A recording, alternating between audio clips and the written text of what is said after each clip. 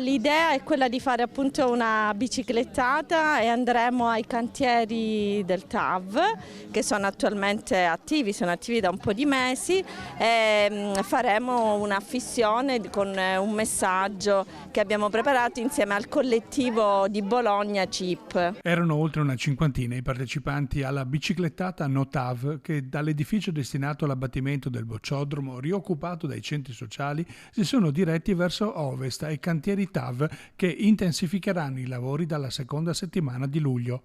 Una prima tappa a Ponte Alto. Attacchiamo uno striscione chiedendoci se 10 minuti in più risparmiati tra Milano e Venezia valgano 10 anni di devastazione a Vicenza. La nostra opposizione all'alta velocità è un gesto d'amore verso la nostra terra, diciamo no all'inquinamento del suolo, di aria e acqua, però diciamo di sì ad una giustizia che parte dal basso, ad una comunità che si fa voce. Noi siamo una comunità desiderante che vuole difendere questa città. La comitiva ha poi proseguito verso Altavilla scortata dalle forze dell'ordine per arrivare alla meta finale della manifestazione. All'esterno di questo nuovo cantiere TAV sono stati scanditi slogan e affisso un messaggio lungo il perimetro di recinzione.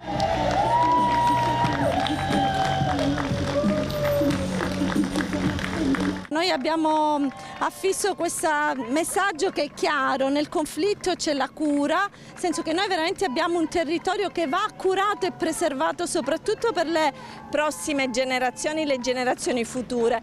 Purtroppo quello che si sta delineando per Vicenza è una città sempre più inospitale e sempre più inquinata e l'opera TAV, il raddoppio dei binari per l'alta velocità, per dedicare 2 binari all'alta velocità, è all'interno proprio di un peggioramento della qualità della vita dei vicentini. Con l'imminente intensificarsi dei lavori nei cantieri cittadini, i movimenti No TAV annunciano la prosecuzione delle manifestazioni. Ci saranno manifestazioni pacifiche, il 1° luglio è una manifestazione in cui invitiamo le famiglie a venire con i bambini, proprio perché è una manifestazione per chi è nato quest'anno e per chi deve ancora nascere, perché ricordiamolo che i cantieri TAV dureranno decenni, sappiamo anche come vanno i cantieri in Italia.